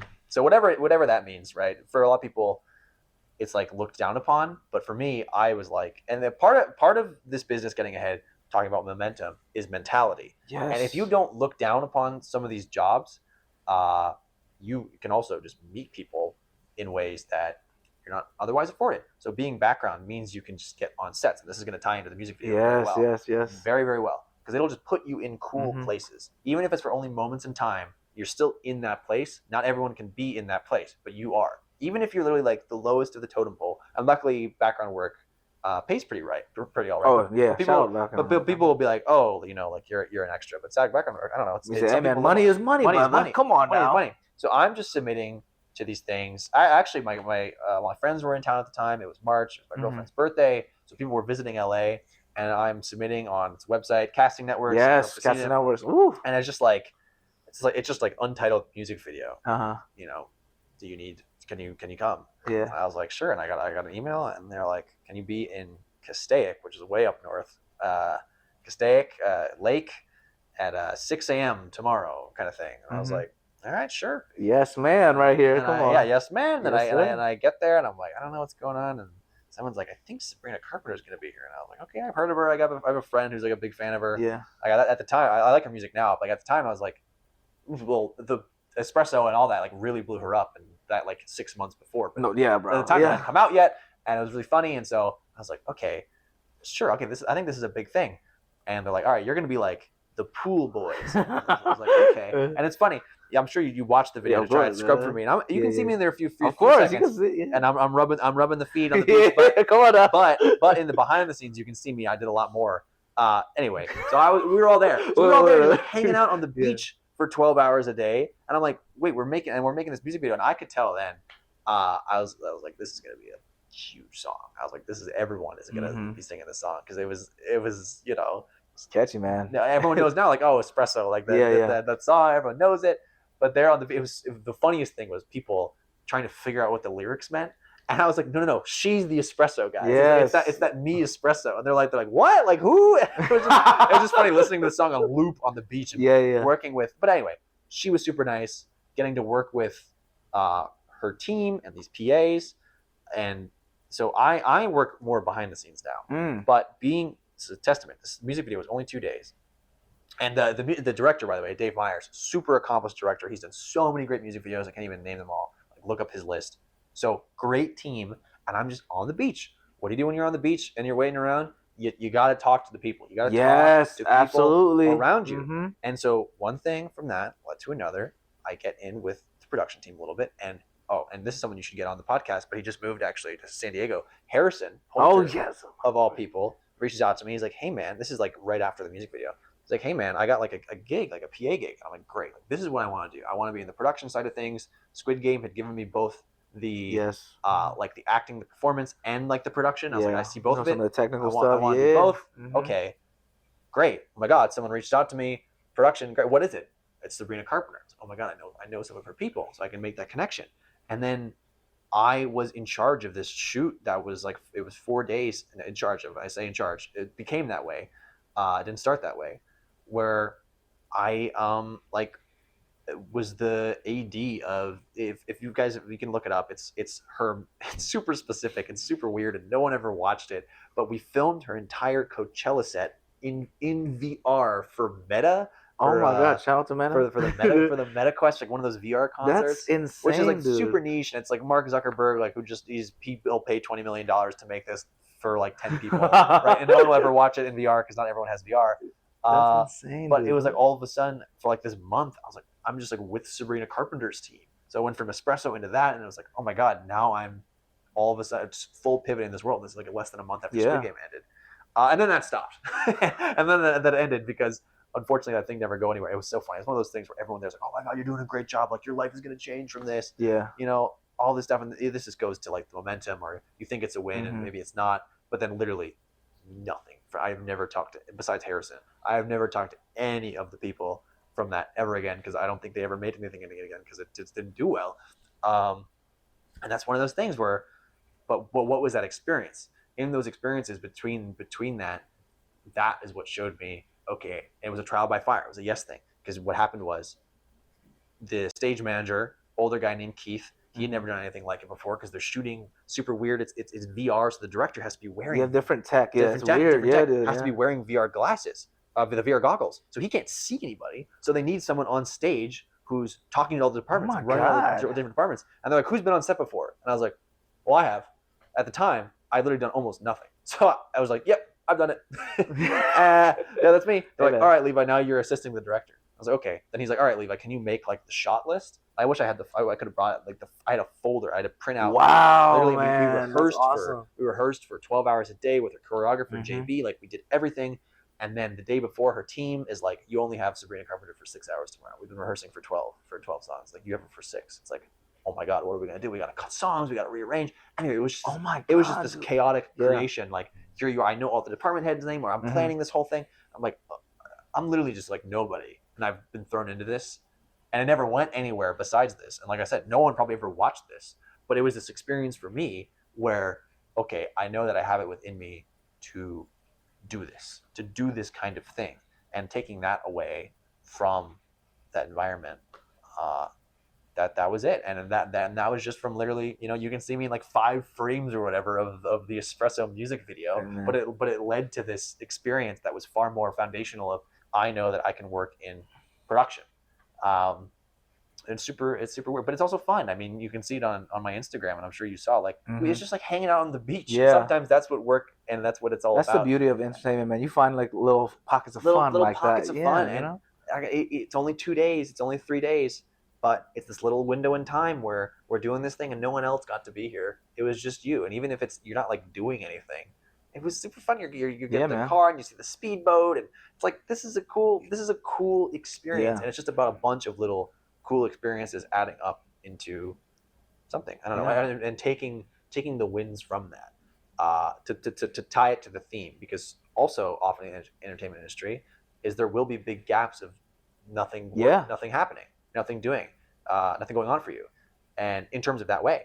And taking those moments as a whole, I'm like, man, I haven't done anything in the biz in like a month and a half. Like, is it over for me? Like, is this, someone hasn't Yeah, the reached doubt out? definitely seeps in your mind, man. Oh my goodness, yeah. But then you take a step back, you're like, okay, in the last 2 years, coming from X to Y to Z, and you put them all together, and you're like, here's this music video, here's this, here's this, here's this, here's this. You're like, man, to someone else, this is like a lot. Like, if you were describing this to someone, you're like, oh my God, you've done a lot with it. Like someone who's not in the business, like, oh my God, you were in that, you were in that, you were in that. Like, that sounds amazing. Like, you're like, oh, well, I was really just background for one day, or I was just a PA on this day, or I didn't really do much. It's like, but to someone who hasn't done any of that, it's like, wait, that actually is a lot. And taking that as like a win, I'm like, okay, I put myself out there. People are still talking to you. You still have that is momentum ultimately. That shows something. That shows that you're doing something right. That yes, okay, there's these weeks where you do nothing. Oh, the summer's slow. You got to pick up something here. Oh man, but then you get a call a month later. Okay, someone's still thinking about you. Okay, now you get the opportunity to do this, and it's still. I have been so fortunate in the 2 years, a little over 2 years that I've been here, that I've been able to hop from thing to thing to thing to thing, and it's like that means I'm doing something right. Because sometimes in those moments, you really think it's all over. It's over, yeah. It's over. This has all led to nothing. Great, but the momentum. It's about momentum, and yeah, what I said earlier, I think it's all about mentality and turning that mentality into momentum and that positive mentality into something. And man, you're someone that practices what you preach. That's how you get all these opportunities, man. Just say yes. Just say shoot yes. your shot. Shoot the shot. That's how you get all the things done, especially in entertainment. It's so unpredictable, bro. Like literally, like the funny thing though, like last week, I had like a quick turnaround for a commercial also where they were like, "Are you available tomorrow at blah blah blah time?" I was also working. Like, luckily, I was also working tomorrow, and I'm like, "I'll find a way." Like, sure. Bro, I kid you not. It's for this game called Little Nightmares. Oh, yeah, I know. I've heard of that. The third one. So, for context, I think we talked about earlier, I don't like horror movies or anything like that. The audition, it's like you have to tell them what your biggest fear is, whatever. And I hate clowns. So I tell them, I hate clowns, all that stuff. They call me up for the thing, and they're like, "Oh, man, we loved your audition, but we're going to have to switch your phobia, okay?" I'm like, okay, you can either pick you're scared of clowns of dolls or bugs. And I'm like, can I do the dolls actually? Because I feel like there's enough correlation between the two. And then one of my brothers actually, he hates dolls like Chucky, all that stuff. Yeah. So bro, we're playing the game, doing the gameplay. I used to be a big gamer back then. Now it's been like ages. So I suck playing that game, bro. They're asking questions. I'm here with another actor guy on Discord during the whole thing. We're just trying to, talk about the game while talking about our phobias, like making up stories, basically. Like, oh, yeah, I'm scared of dolls because my dad used to watch this movie, blah, blah, blah, all that stuff. And then, bro, there's this one level we're stuck on, like, every single time we keep dying. They have to call in somebody to play the game while we're commentating. Yeah, bro, I'm like, oh, damn. I see why video gaming is tough, y'all. It's a career. You guys can jump into that career if you want to, Your parents that say you can't make money out of video games, you can, because this guy was hired to play video games, and he did a great job. Shout out to my boy Josh. You're the homie for helping us out. But bro, it was such a blessing that I just said yes randomly. I still had to do like other work during the day. Yeah. But the craziest thing after, man, because I had to use like a lav thing, I had my necklaces, so I left them on the table. And then we shot early in the morning. It was only wrapped in like 2 hours. And I'm like, oh man, I forgot my necklace. Like, well, let me go back. Guys, can I come back to just pick up my stuff? He's like, yeah. How far are you from the place? Bro, it's literally only a 15-minute walk from here. Isn't that in LA? If you know, you know. Yeah. 15-minute walk, not even drive. Walk, bro. Like literally, when I show you out later, that's lucky. It's like, look, you can probably see it from the. Maybe that's how close it is, bro. The amount of luck and fortune, blessings of like the ideas you said, bro. Like just saying yes to a lot of things. That's why we connect so much, even though like we haven't seen each other like a year and a half. Yeah.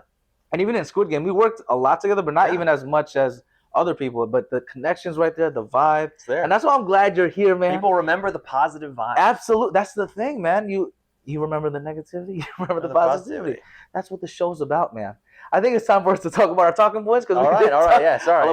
No, don't apologize. This is what it's about. I want to know about your story, and I learned so much about you, man. Thanks for sharing, being vulnerable, all that stuff, man. Like I said, we could be here for another 5 hours. Yeah, absolutely. The first talking point about passion, we kind of talked about a little bit about the momentum and everything. But how? What's your go-to, first rep to kind of build momentum? I know we talked about the entertainment industry where there's like some stagnant parts over there, but what's your first kind of step to get things going usually if it's like a place where you feel like nothing's moving? I think it's obviously it's going to sound like I'm repeating myself, but talking to somebody. In my case, it's my roommates and people around me. Like we've been working on a script for 6 months. Oh, kind of I'm thing. excited for that. And we started in February. Oh well, I'll send it to you. Oh yeah, I got to. But we started the ideas in February, kind of thing, and then we got busy and busy and busy and busy. Okay, we can't all write together. But we're talking about it. We're just working on ideas, and it's like, man, like this has to come out of me. Like we gotta just like put it on the page. And we all sat down like, okay, how am I gonna get this? Like it's been percolating in my mind. It always, when you have a creative idea, or if you're a creative, something will just stick with you, and it'll kind of haunt you when you're because we put up like sticky notes on the wall, kind of thing. We planned the whole thing out, and then it just went nowhere. And it's like, fuck, like this is something like it was the point where it's literally like a movie. Like the sticky notes were peeling off the wall. It's like, okay, this represents the fact. This you guys got to act on it now. Yep. Oh my god. Wow, that's a good visual, actually. Yeah. Oh my god. Yeah. You got like something like that. It starts to motivate you. And so just sitting down and we had a conversation and we just talked out ideas. And it was still this thing where it's like, okay, but we want to wait to write. But just something about talking about it. I sat down and I just wrote 15 pages. It just flew out. Yeah. Because we've been talking about it for so long, it being existing for so long, and it was just about that final push of like, because this is over the period of many months. So this is specifically, you're talking about like the rep of just talking about it again, even if it's the same thing again, just like, okay, this is what we're doing. Okay, what's your idea? Okay, this is what it is. I'm just doing it, and that took a lot. Or like you mentioned before the show.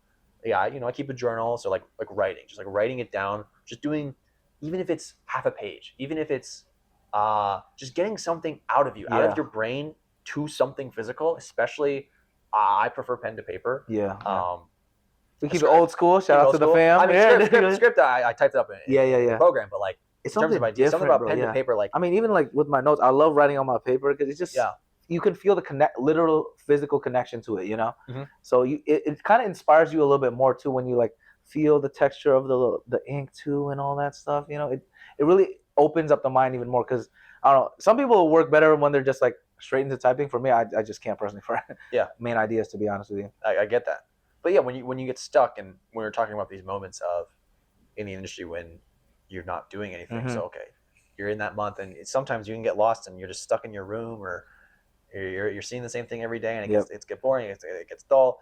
No matter how nice your life is, you can drive yourself crazy. And stepping outside, going on a walk, just okay, the air is in my face. Now I'm going to go write something. It's on a piece of paper. This is the idea. Calling somebody, talking to someone about it. This is the idea. What do you think about it? Okay, I don't agree. I agree. Getting it out. And that is like kind of not really answering the question, because about like writer's block, like I understand. And we were blocked for like 6 months. So I guess the answer is just, I don't know, kick yourself in the ass. Something about just breaking through. And I'm not getting to the core of how to do it, but the feeling of finally getting it out is just so satisfying and relieving. But the little rep though, if talking to someone is the answer, no, I don't know. I going outside, if you're stuck in your room or if you haven't done anything, just trying to clear your brain and then putting on the page. I'll say putting something physical on the page, having like a piece of paper that's like, this is the idea. What do I do with it? The first thing, like even getting those sticky notes, they were ultimately peeling off the wall, and that kicked us in the ass to do it. But putting them up on the wall in the first place was a great step. Absolutely, like, okay, I've visualized this thing now. And that was part of why I was able to write 15 pages in like a day, was because I'd been thinking about it for so long. It was like built up. This thing had just existed. Because if it was just a random day after 6 months, no way. 15 pages, maybe you could have got something, but it wouldn't be the same product. Talked about it. And it's lingering, and then it existed in this physical form. And having that foundation, I think, is super critical to being creative. Man, I'm excited to see that script actually, man. Yeah. Woo, man. Oh, man. Speaking of like celebrating doing stuff like that, our next talking point on pleasure, celebrating the little wins. What's joyful habits changed your routine now? Anything new that Well, you've been implementing now? I think it's something I started to implement since I've been here, and I definitely got it from my mom because I didn't used to do this. But on every job, on every little moment, like I said, because sometimes you're in these places for literally just 6 hours or 10 hours, and you never get to go back. Is taking a photo of either yourself or something around you. And I don't know, people will, because when you're on set or when you're doing something, or there's like celebrities around, people don't take that as like, oh, go take a selfie with the celebrity. Don't do that. Take a pic with Will Smith. Don't do that. Remember when Will Smith? Oh yeah, shout out to Will Smith. Oh, man. Shout out Will Smith. Shout out Will Smith. Yeah. And I told him it was from Philadelphia, and he was like, ah. That was funny, man. You're in there, you hear battleships, you go, hey, ah. And then Will Smith was like, yeah, that was a pretty good one actually. He's in there. I don't think I fully hit it, but like there were times where I could hit that impression. And just like walking around the space and hearing Will Smith, I was like, surreal. It's crazy. It was weird, but that's one of those moments where you just gotta try to hold on to that. And I think I do have a photo from that day, and I'm just like something just stuff like that. Where, and when I go back and I have a whole folder, in my camera, different folders of like just moments, and they're all sorted into the different things, and so I can visualize. I'm a very visual person, a visual learner as well. I learn by doing. And so I remember by writing, I remember by seeing as well. So I have this whole folder of like, this is all these different things that I've done. So when I see it that way, once again, the other thing, it feels like I've accomplished a lot. It feels like, okay, maybe I have done a lot. Because in this moment, it feels like I'm useless or I'm doing nothing.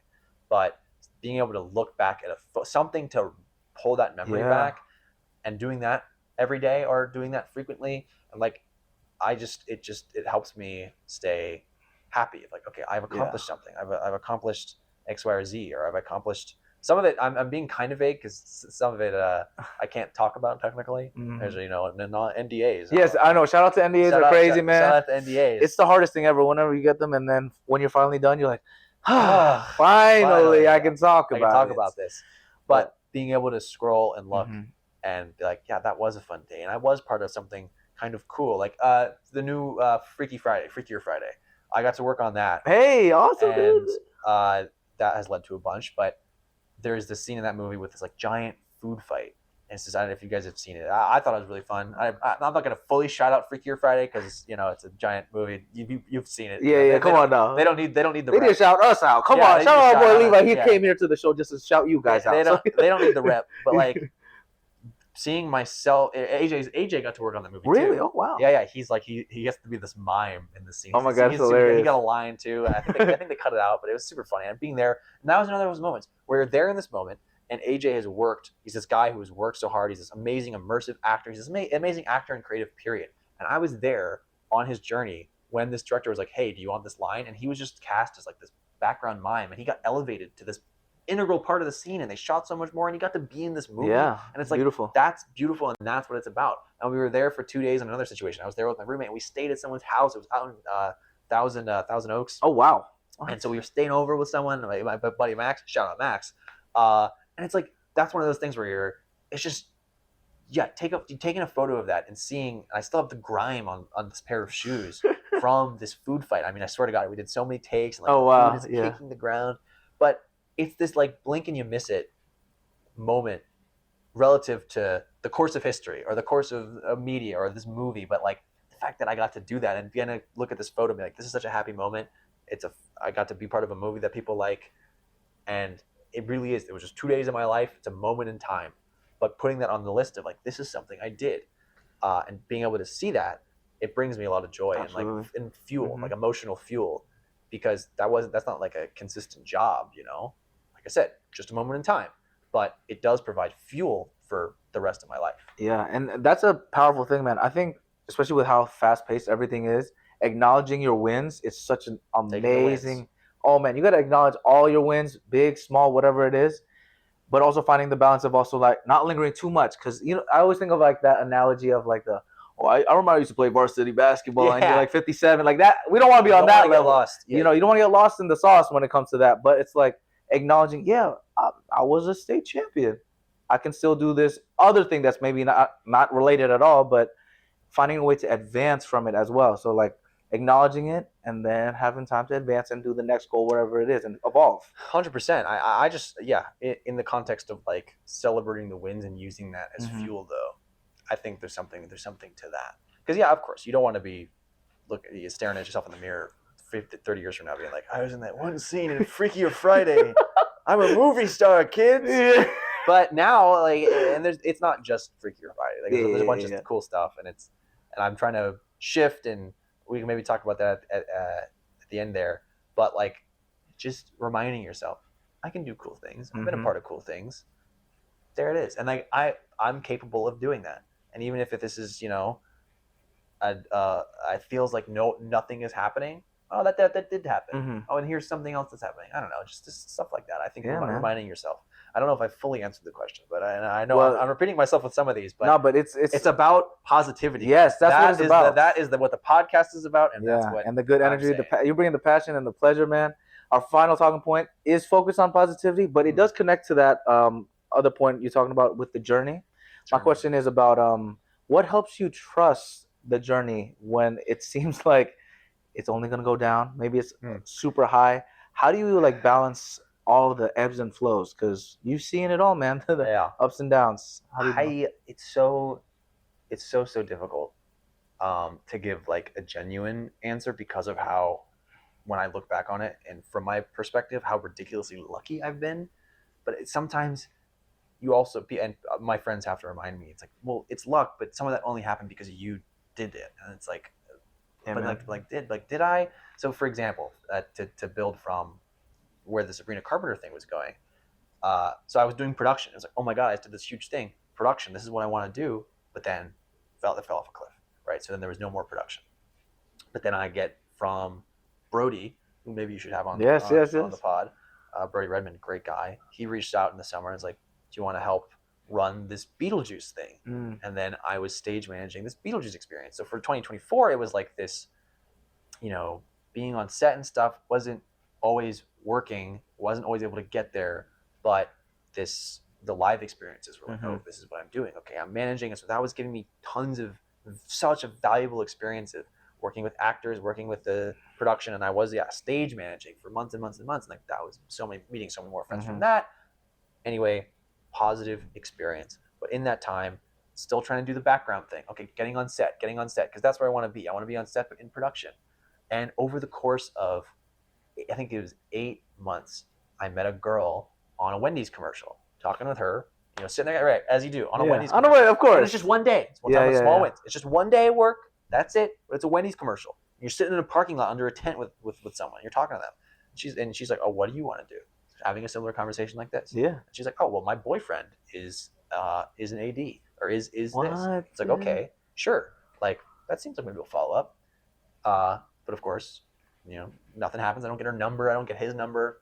Okay, whatever. Then I see her again on a movie in December. Wow. Right. Dude, 3 months later. Yes. 3 months later. Okay, then you follow up. Oh yeah, I remember. We did this in XYZ. Okay, yeah, this is what he's doing. Let me give you his phone number. Wow. Okay. Dude. You text him. So that was August. So now it's the next year. You text him. He's busy. Whatever. Maybe you're trying to get lunch. Whatever. It's not working out. Okay, is this ever going to go anywhere? Then I swear to God, I ran into them at the movie theater. Like, I just saw this guy, and I was like, oh my God, that's the guy. I'm like, I'm pretty sure that's her. That must be her boyfriend. And I just walked up and was like, hey man, like I'm that guy. That texting. He was like, oh, cool. And then he was like, I think I might have something in a couple months. And then 2 months later, so now it's April of this year. So that took from August to April. So that's a long time. Long game. And there's a lot going on in there, and keeping the momentum and keeping your mind on the wins. And I'm doing a lot, and I did so much in that time. Man, but I wasn't still, from April to April, because it was April 2024, I do the Sabrina Carpenter thing. Okay, I can do production. It takes until the next April to do something officially on set production again. So that's a whole year. Yeah. But you do so much in that time, and it's such a journey. One thing leads to another, and you don't even know how it all connects. But being positive in every experience, and it's such a small world, so people know each other. Yeah, man. This person know this person, crazy. And then April comes around, so a whole year later, because of this obscure connection of this one person who I just happened to be chatting with, because I'm just trying to talk to everyone on a Wendy's commercial. Yeah, I see random them in person. 6 months later, I see them. Then here I am, and then I ended up this year getting to do what I want, and I'm sort of there, but PAing, so being a production assistant. So you're working in the assistant director department, which doesn't actually, you're not actually directing. You assist the director. You're essentially running the set. These are the people who run a film set. So there's all these different departments, like costumes, hair, makeup, grip, electric, transportation. Like I said earlier, a film set is really, it's like hundreds of people divided into groups who are all in constant clash with each other, and then trying to logistically manage that. So when I try to explain it to my family, that's what I say. It's like it's purely a matter of logistics, because they think about, celebrities are like, oh, you're going to do cool stuff. It's like the film sets are. It's all about getting stuff done on time, and making all these pieces. There's a schedule, man. Everyone, and making all these pieces fit together in the right way. And I had gotten that experience from the live events that we had done, and so crazy, much man. time Everything's coming together. And so I was able to do that year of like, okay, this is what I was doing this year. But then when I was on sets as background, I was observing, I was watching, I was learning, I was taking in. So okay, when I'm in that position, I can do this. So then here I am in April of this year, and I've been BAing now on and off, and like it's great. And I got to work on. I think I can say I worked on it. I obviously can't say any spoilers, but it was this Apple show with Colin Farrell called Sugar. Wow. Sugar season 2. Shout out Sugar. That came out last year. Yes. Nobody watched it. So I actually will shout that we'll one shout out. You out. Because nobody watches we need Apple some love TV. for them. Yeah, go watch. Nobody watches Apple TV. But it's Sugar, guys. Go watch Sugar. But like, then here I am, and I'm working with Colin Farrell. I'm like, Colin Farrell knows my name. And that's like, insane, and it's like, dude. It's crazy. Yeah. It's like, this is such a strange warped reality. But Colin Farrell. So this is it's because it's all connected, man. It's all like just one positive. It's funny because the movie's coming out, but it's one positive battle after another, and you got to take the wins and turn it into momentum. Yes, is the year before in May. It just came out. People don't really like it. I thought it was all right, but A Big Bold Beautiful Journey, the movie with Margot Robbie and that. Margot Robbie. I did 3 days on that movie. This is just background. What? That's crazy. Right? But and at the time, that was one of those things. And there was overnights at the school, and I was like so sick of it. And you're there at 4 a.m. and you're like, God, like this is a job, but I love doing this. I love doing this. I love doing this. And in the movie, it's this crazy scene where it's like this school play, and he's in the school play, and I'm running on with a chair in my hand, and I hit Colin Farrell with this chair. Oh, during one of the rehearsals. It was a funny thing. Yeah. But like we make this like brief connection then, and then like a year later, he remembers me from doing this other thing. Or like I make that connection with him. He's like, oh my God, you were there, and I was like, yeah, like I was there. And then here you're later, like with literally Colin Farrell, you can make these connections. It's not just random people; it's everyone. Because these people, everyone's just a person. I'm saying Colin Farrell like he's some like deity. He's just a guy, just like everyone else. And that is the other thing that you if you're entering into the industry, everyone is just a person. Of course, there's like the divas out there. Yeah. But that's true.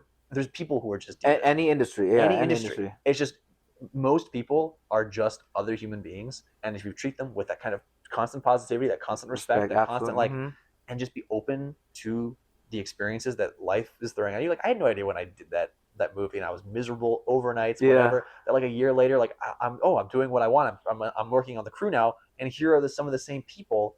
This is crazy, and like doing that for so long, and then when you're on the other side of it, turning those connections into. Because I never, to talk about earlier, you never look down on it. You never look down on absolutely or the opportunities. And that's the mentality stuff you mentioned earlier. It's mentality into momentum. Exactly, mentality into momentum. When you're in those positions, if you don't think of it like, oh, I'm stuck in this box and people are looking down on me. If you don't act that way, then people won't treat you that way. And then when you're on the other side, you're able to make the switch like that, and people go, oh yeah, you've been doing this. That's the other thing. When people make the assumption, they're like, oh yeah, you know this because of this, and then you just have like a good vibe. I just say yes. I never correct people. Yeah.